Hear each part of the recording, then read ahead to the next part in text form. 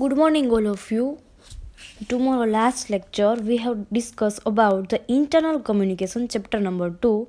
In the sense, topic number 1, objective of written communication. In this topic, we have also discussed about the point keep recording, measuring progress, future reference, avoiding mistakes, effective decision making, and merits and demerits. And also now we discuss about today topic is planning and preparation. તો આપણે કેવી રીતે speech દેવી, planning કેવી રીતે કરવું. Let us start about the what is the meaning of planning in the return communications. Okay, return communication is a conscious and creative skill. કોઈના વિશે લખવું એ એક ક્રિએટિવ સ્કિલ છે. એમને તમને કોઈ ટોપિક આપે ને તમે એના વિશે બહુ લખી શકો એવું પોસિબલ નથી. લખવું એ એક આર્ટ છે. ઓકે, તો writer must have a language proficiency. બરાબર, એક પ્રોફેશનલ ભાષામાં લખવું હોય છે રાઇટર. કન્ટેન્ટ નોલેજ, એને જે લખે છે એના ઉપર કોઈ વ્યક્તિને નોલેજ હશે તો જ એના પર લખી શકતો હશે, ને તો લખી ન શકે. Appropriate writing technique or style for effective write up. Planning is always an important aspect for the success of communications. હંમેશા પ્લાનિંગ છે ને એ કમ્યુનિકેશનને સક્સેસ બનાવે છે. બરાબર, તમને કોઈને કીધું હોય કે તમારે પ્રેઝન્ટેશન દેવાનું છે 10 થી 15 મિનિટ માટે. You have all are prepare about the presentation before 15 minute. 15 minute પહેલાં જ તમને કીધું છે કે પ્રેઝન્ટેશન દેવાનું છે. After 15 minute you have to present in the class. તમારે 15 મિનિટ પછી ક્લાસમાં પ્રેઝન્ટ કરવાનું છે. What you have to do, તમે શું કરશો ત્યારે? તો first of all you learn. તમે સમજશો કે વોટ ઇઝ ધ ટોપિક, કે તમને ટોપિક શું આપેલો છે. બરાબર, ટોપિક વિશે તમે જાણશો, એને સમજશો અને પછી એને તમે કરશો. તો today we have learn the purpose. 3 type આવે છે. એક પર્પઝ જોવાનું આવે છે પ્લાનિંગ માટે, એક ટાઈપ જોવાનું આવે છે, ને tone. Let S C. Purpose મતલબ આપણે જેના પર પ્રેઝન્ટેશન દેવાનું છે પહેલાં લખતી વખતે આપણે જોવું પડશે કે ભાઈ શું લખવાનું છે. કોઈને ઇન્ફોર્મ કરવાનું છે, કોઈને ઇન્સ્ટ્રક્ટ કરવાના છે. મતલબ એક પર્પઝ નક્કી કરવાનું કે શેના ઉપર આપણે લખવું છે. એ થઈ ગયા પછી જોવું પડશે કે ભાઈ ક્લાસરૂમમાં દેવાનું છે, આ કોઈ કોર્ટમાં રજૂ કરવાનું છે, કે કોઈના મેરેજ માટે કંકોત્રી લખવાની છે. બરાબર, કોઈને લેટર લખવાનો છે. લેટર તો કેવો, લવ લેટર લખવાનો છે, કેવો મતલબ ફોર્મલ છે કે ઇનફોર્મલ છે, એ એના ઉપર ડિપેન્ડ થશે. તો પહેલાં એ ડિસાઇડ કરવું પડશે કે આપણે ફોર્મલથી લખવું છે કે ઇનફોર્મલથી લખવું છે. તો next step is tone. Tone મતલબ ક્રિટિકલ છે કોઈ સિચ્યુએશન, હમ્બલ છે સોરી કે સિસ્ટમેન્ટલ છે. ટોન કયો છે? 3 વસ્તુ આપણે ડિસાઇડ કરી. The next, know the type, purpose and tone of writing. બરાબર, ટાઈપ, પર્પઝ અને ટોન ઓફ રાઇટિંગ હવે એ આપણે જાણીએ. Before the writing any document,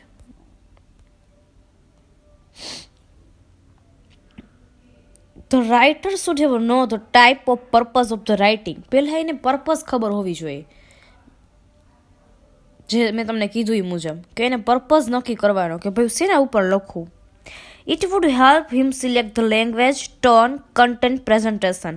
હવે એ જ નક્કી કરશે કે એને ભાષા અંદર કઈ વાપરવી, ટોન કયો યુઝ કરવો, કે કન્ટેન્ટ કેટલો અંદર નાખો પ્રેઝન્ટેશનની અંદર.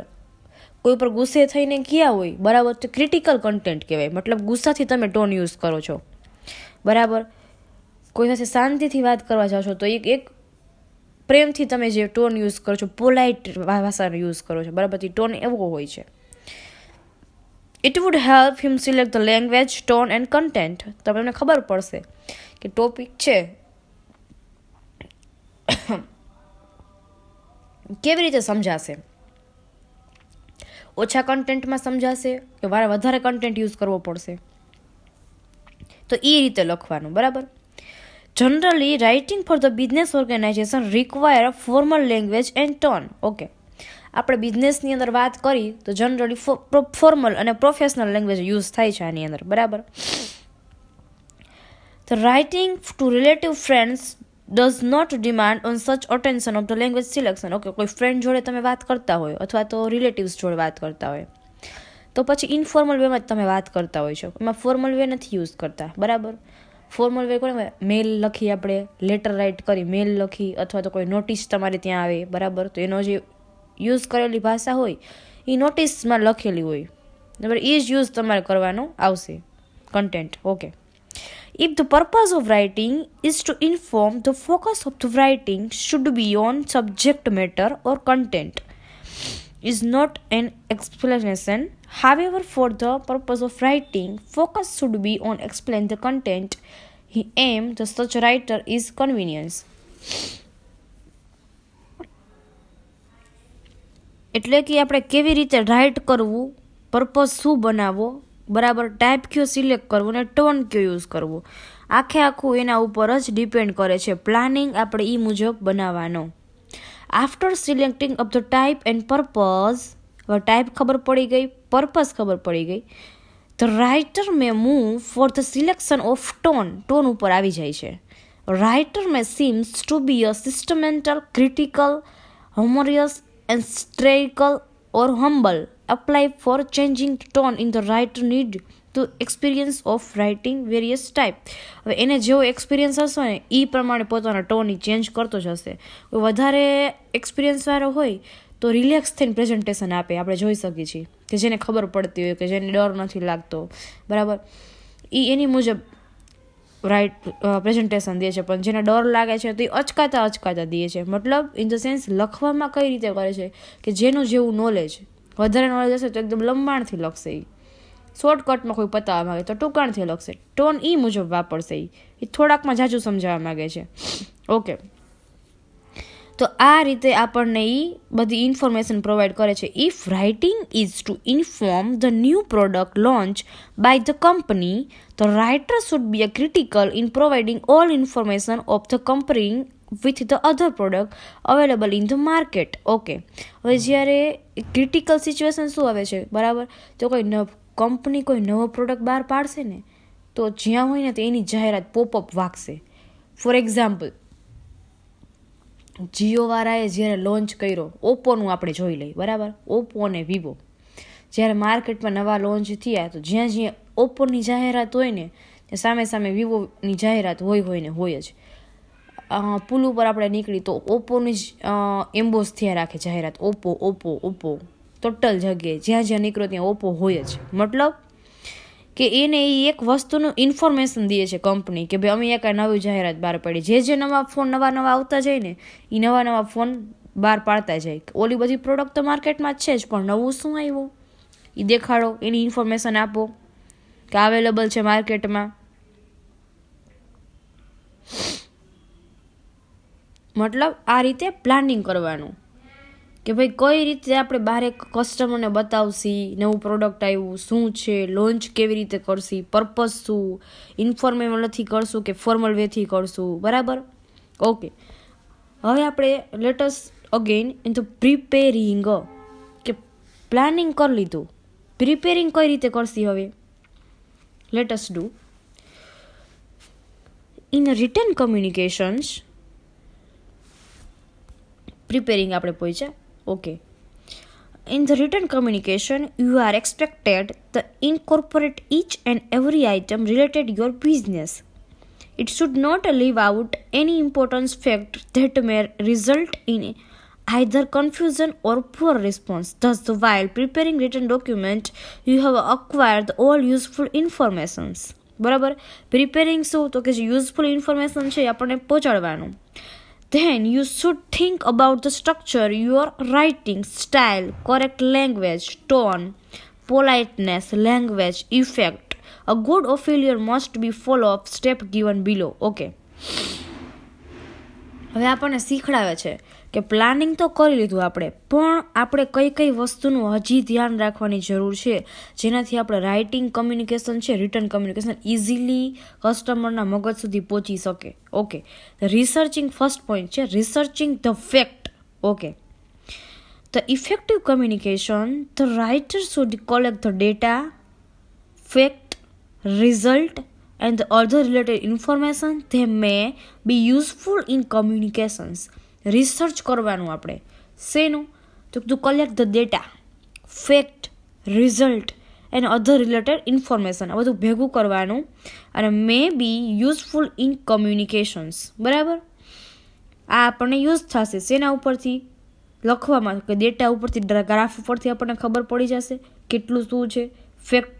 બરાબર, રિઝલ્ટ જોયેલા હશે કે આ યરમાં આટલું રિઝલ્ટ આવ્યું તો નેક્સ્ટ યરમાં કેટલું આવશે. Okay, in the require a good amount of researcher is concern field or matter. It has been found that a creation writer trend misrepresent the fact and distort the data that a personal benefit. Okay, આજે કોઈ મેં વ્યક્તિને કીધું છે કે તમે data તૈયાર કરો. બરાબર, એ વ્યક્તિ ગયો ડેટા તૈયાર કર્યો, એણે ક્યારે કર્યો? મે મહિનામાં કર્યો ડેટા તૈયાર. બરાબર, મે નહીં, અત્યારે આપણે જોઈએ કે ડિસેમ્બર મહિનો ચાલે છે, ડિસેમ્બર મહિનામાં ડેટા કલેક્ટ કર્યો કે ભાઈ ઓપ્પો 12 છે એ લોન્ચ થશે કે અથવા ઓપ્પો 11 છે એ કેટલો વેચાણો, સેલ કેટલું થયું, ડેટા તૈયાર કરો. એનો ડેટા તૈયાર એણે કર્યો ડિસેમ્બર મહિનાનો, અત્યાર સુધી કેટલું થયું છે. બરાબર, હવે મેં જાન્યુઆરી મહિનામાં ફરીથી એક વ્યક્તિને પાછો મોકલો કે હવે તમે અત્યાર સુધીનો ડેટા તૈયાર કરો. તો મતલબ આપણી પાસે ડિસેમ્બર સુધીનો તો ડેટા આવી જ ગયો હતો, જાન્યુઆરીનો 1 મહિનાનો એડ કરવાનો ડેટા થશે. મતલબ જો એ વ્યક્તિ ખોટું કરતો હશે, મિસરિપ્રેઝન્ટ કરતો હશે તો તરત જ ખબર પડી જશે. શેના ઉપરથી કે અગાઉ જો આપણે એકવાર ડેટા કલેક્ટ કરાવ્યો છે તો ખબર પડશે. જેમ કે મેં એક્ઝામ્પલ આપ્યું હતું ચૂંટણી કાર્ડનું, ઇલેક્શન કાર્ડનો, કે ઇલેક્શન કાર્ડ અત્યાર સુધીના તો કેટલા છે જ, પણ હવે નવા નામ એડ કરવાના છે તો કોના કરવાના છે? મતલબ ડેટા આપણી પાસે હતો તો ઇઝીલી આપણે ગોતી શકશી. બરાબર, next is analysing the subject and the reader. Okay, researching તો આપણે કરી લીધું. બરાબર, હવે એનાલાઇઝ કરવાનું એ રિસર્ચને. To collect the information must be analysed appropriately, properly રીતે એનાલાઇઝ કરવાની ને કે ભાઈ સાચી તો છે ને. At the same time the writer must know the nature of rider. The rider your letter may be senior officer, colleague, government official, distributor, agent of general mass. Therefore, the way of writer must suit your reader and should satisfy his expectation. આ બધા તમારો data collect કરીને જોશે, senior officer હોય, colleague હોય. બરાબર, on the basis subject matter writer should develop the data. એ બધા મને સોંપી દેશે ડેટા. કોને કોને? તો ગવર્મેન્ટ ઓફિસમાં અમુક ડેટા જશે, અમુક આપણા કોલિગને જશે, અમુક સિનિયર ઓફિસરને જશે. એ બધું એનાલાઇઝ કરશે, એના ઉપરથી ડેટાને ડેવલપ કરશે, પ્રોડ્યુસ કરી નાખશે બુકની અંદર. શું કરશે કે ભાઈ આ સમયે વસ્તી ગણતરી આટલી હતી, આ વર્ષમાં વસ્તી ગણતરી કેટલી છે. બરાબર, અને ઇન ધ સેન્સ ઓફ બિઝનેસની વાત કરીને તો આ પ્રોડક્ટ આટલું સેલ થયું હતું, તો હવે આ પ્રોડક્ટ કેટલું સેલ થવું જોઈએ, કેટલો એનો ગ્રોથ થવો જોઈએ. બરાબર, તો the writer should B aware about the content now by the writer is expectation of the writer regarding content. હવે એને ખબર પડશે કે પહેલા કન્ટેન્ટ કેટલો હતો તો હવે કેટલો થવો જોઈએ content. If the writer has a query of question, the writer must provide the solution. Okay, reader. Okay, જો વાંચવાવાળા ક્વેશ્ચન કરશે કે ભાઈ મને અહીંયા ક્વેશ્ચન છે, આમાં કેટલું હતું, તો એને સોલ્યુશન કોણ દેશે? તો કે લખવાવાળા જ દેશે ને, કે ભાઈ તમે ઇલેક્શન કાર્ડનો ડેટા અહીંથી આટલો કલેક્ટ કર્યો અને આટલું લખ્યું છે તો એનું સોલ્યુશન મને આપો.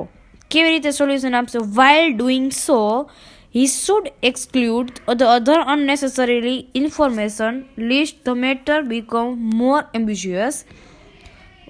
Okay, the writer must not hide any information. It should present on clear language. હવે જે રાઇટર હશે ને એ ક્લિયર લેંગ્વેજ પ્રેઝન્ટ કરશે, કોઈ જાતની લેંગ્વેજ છુપાવશે નહીં, જે હશે એ પ્રોપર કહી દેશે. બરાબર, ટોટલ ડેટા લોકો લખી નાખશે કે ભાઈ અત્યારે ઇલેક્શન કાર્ડ આટલું બન્યું છે તો હવે કેટલું લખવું આપણે, એ ટોટલ ડેટા એને પ્રોવાઈડ કરવો પડે. ગવર્મેન્ટથી કંઈ છુપાવી નથી શકતો. બરાબર, okay. Next, knowing your objective and the way to realize them. Okay, હવે તમે રિસર્ચ કર્યું, ડેટા કલેક્ટ કર્યો, ડેટાને એનાલાઇઝ કર્યું, હવે તમે શું કરશો? Know your objective and ways to realise them. Okay, તમારો ઓબ્જેક્ટિવ તમે જોયો છો અને વે ટુ રિયલાઇઝ ધેમ, તમે એને કેવી રીતે રિયલાઇઝ કરવું એ જોવો છો. Okay, while the writing a document you must know your objectives. હવે તમે જ્યારે ડોક્યુમેન્ટ રાઇટ કરો છો તો તમે તમારો ઓબ્જેક્ટિવ જાણો છો.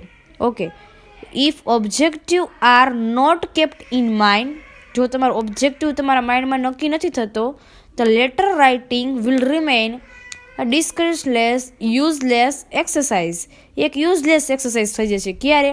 જ્યારે તમને તમારો ઓબ્જેક્ટિવ જ ખબર નથી હોતો ત્યારે.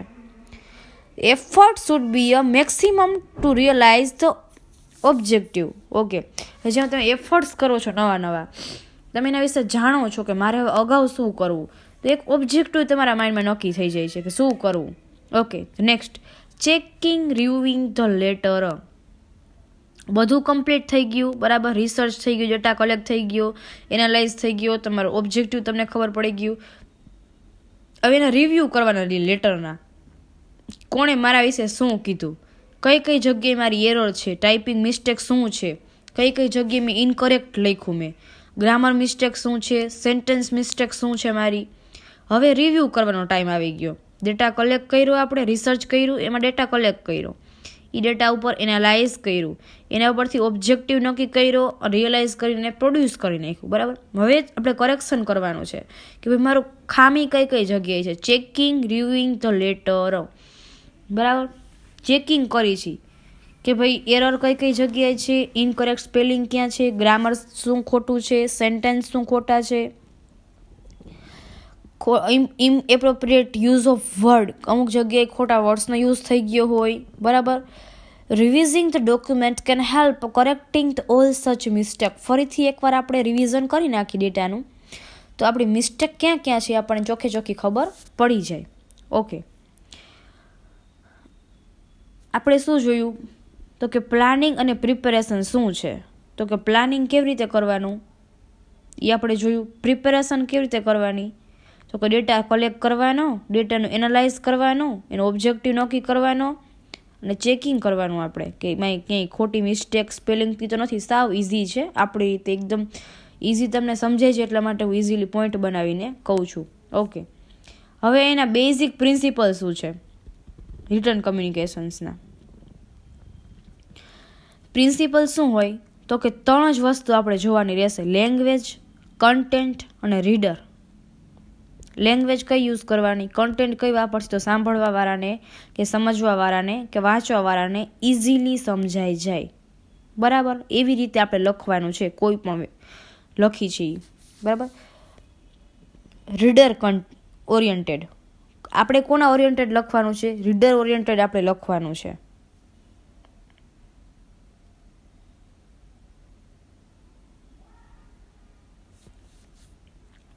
કે ભાઈ સામેવાળાને સમજાઈ જવું જોઈએ.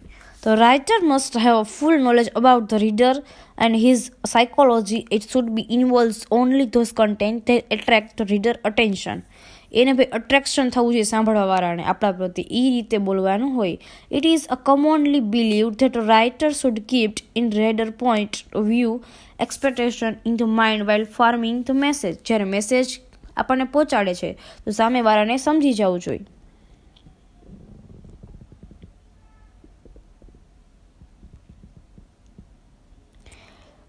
એક સેન્ટેન્સ છે, we have sent the catalogue on 20 March. મેં કેટલોગ સેન્ડ કર્યો હતો 20 માર્ચે, આપણે સેન્ડ કરેલો હતો, બરાબર. હવે you will receive the catalogue within 3 days. તને કેટલોગ 3 દિવસમાં મળી જશે. તો આમાં સેન્ટેન્સ શું થયું કે તે મને મોકલો તો, આમાં એમ કીધું કે 3 દિવસમાં મને મળી જશે. મતલબ સેન્ટેન્સ જુઓ કે સામેવાળાને આપણે કઈ રીતે, કયા ટોનથી આપણે એને કહી છીએ.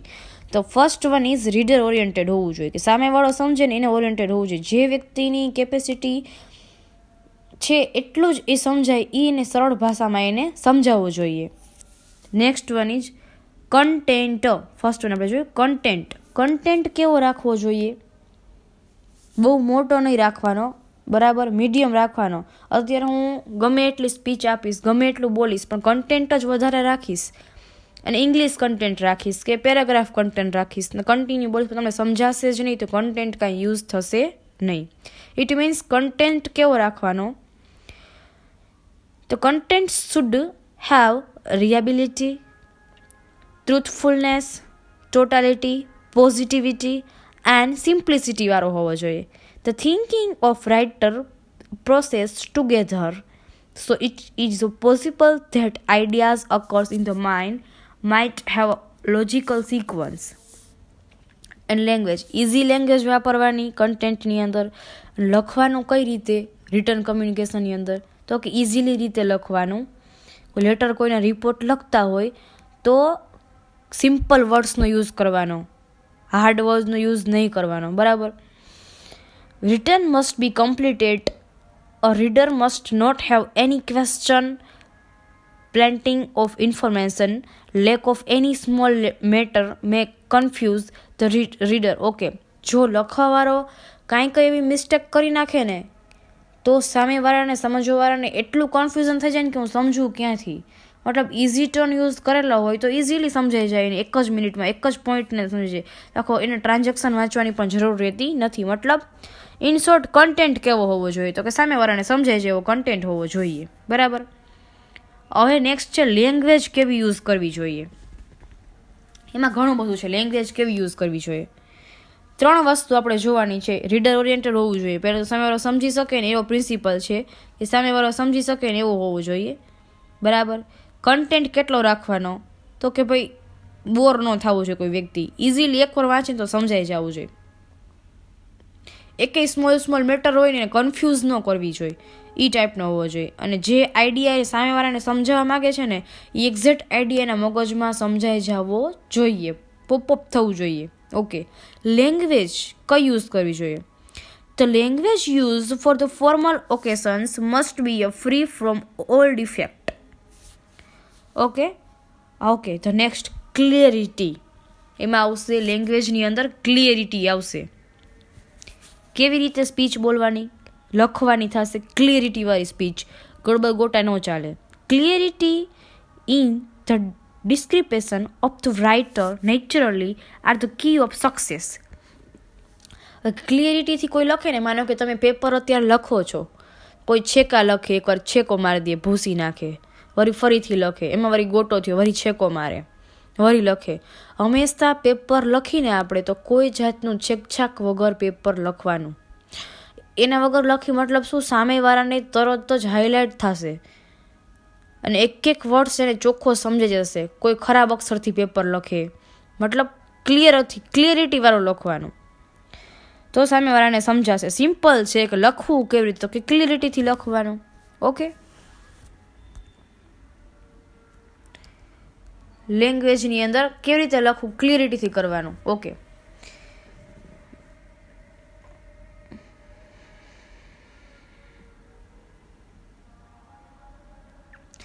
Observation of courtesy. એમાં શું થશે? તો in official of business letter must observe all the formalities of formal communications. હવે જ્યારે બિઝનેસની અંદર કોઈ લેટર દઈએ તો ટોટલ વસ્તુ ધ્યાનમાં રાખવી પડે. It must show due courtesy toward the reader. Lack of politeness is considered the serious mistake in the business writing. Okay. જરાય તમારી પોલાઇટનેસ જતી રહીએ, કોઈને હાર્મ થાય, કોઈને આપણે ઇન્સ્ટ્રક્ટ કરવાનું હોય, કોઈને સજા દેવાની હોય આપણે, તો આપણે અંદર પોલાઇટનેસ વાપરવી પડે. બરાબર. એને હાર્ડ ટોનથી ન કહી શકીએ કોઈ વ્યક્તિને, પોલાઇટનેસથી જ આપણે કહ્યું. નહીંતર આ બિઝનેસની અંદર સિરિયસ મિસ્ટેક થઈ જાય છે. Using solution and complementary clause according reader status is one of the way to show the courtesy. Easy રીતે એનું સોલ્યુશન કરવાનું આપણે. બરાબર. એને વાંચવાનું, એ સામેવાળાને સમજાવવાનું લખીને, અને 1 મિનિટમાં સમજી જાય ને એ રીતે એનું સોલ્યુશન કાઢવાનું. અને language used must be polite language use કરવાની, કર્ટસી ના થવી જોઈએ. બરાબર. ઓકે. અવોઇડિંગ ઇલિટરલી લેંગ્વેજ, એટલે ખોટી લેંગ્વેજ હોય ને બધી નહીં યુઝ કરવાની. Okay. Language of a business letter must be simple and straight forward. તો તરત પછી ફરી નહીં જવાનું, સીધી આગળ જ લેંગ્વેજ જાય છે કે હું આજ બોલું છું તો તમારા મગજમાં સીધું સમજાઈ જાય, સ્ટ્રેટ ફોરવર્ડ હોવી જોઈએ.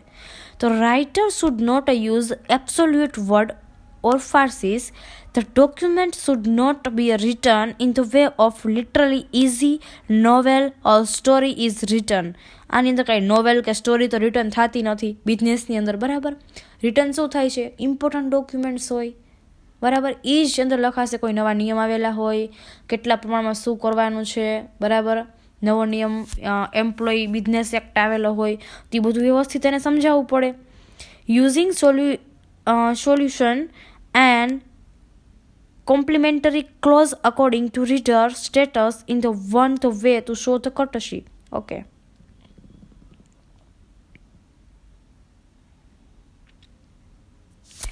The difficult words that lead to misunderstanding or partial understanding of the messages must avoided. The purpose of business communication is to pass on the informal effectively and not to impress the reader basis of language. Okay.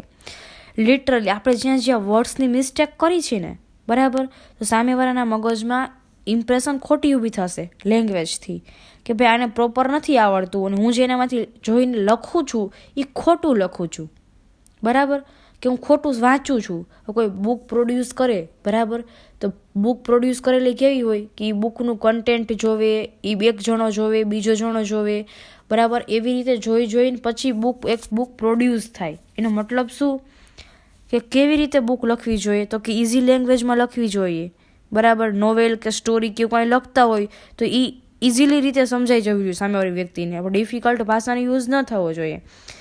સામેવાળી વ્યક્તિને 1 મિનિટમાં લેંગ્વેજથી Impress થવો જોઈએ. Okay, next બ્રેવિટીનો use ભાઈ કરવાનો. તો language used four business communication must be brief, અનનેસેસરી detail or over elaboration of the subject make a letter report and radius. Okay, આપણે કેવું કરવાનું લેંગ્વેજ યુઝ? તો કમ્યુનિકેશન તો બ્રીફલી, એટલે કે જે કામનું હોય ને એ જ તમારે લખવાનું રહેશે. વધારે નહીં લખવાનું. જેટલો પોઈન્ટ આવવો જોઈએ એટલો જ આવવાનો. બ્રેવિટી યુઝ કરવાની કે ભાઈ એના મગજમાં સમજાઈ જાય છે ને, પૂરું શોર્ટમાં પતાવો. Letter return in a short end, હવે જે મેલની જરૂર છે એટલો જ મેલ એને લખાવો જોઈએ. લંબાવીને તમે મેલ પેરેગ્રાફ લંબાવી રાખો. મેલ હોય ને હંમેશા ટુ ધી પોઈન્ટ હોય કે હું અહીંથી લખું તો સામેવાળાના મગજમાં એટલી ઇફેક્ટ, એને બમણી ઇફેક્ટ થઈ જાય ખાલી ટુ ધી પોઈન્ટની અંદર જ. સામેવાળો વ્યક્તિ બધું સમજી જવો જોઈએ, એના માટે વધારીને લખવાની કાંઈ જરૂર નથી. Okay, effectiveness. A formal letter and written keeping a basic principle of effectiveness in the mind of a writer. If the document is not written following basic principle, the follow the bring desired effect of the side of the writer. Thus, level of effectiveness is the measurement of the writing skill. Okay. Effective એટલે શું? તો formal letter હોય, તમે જ્યારે લખતા હોય છો, બરાબર, બેઝિક પ્રિન્સિપલ શું? સામેવાળાના મગજમાં એની ઇફેક્ટ પડવી જોઈએ કે ભાઈ આ શું લખેલું છે મેં.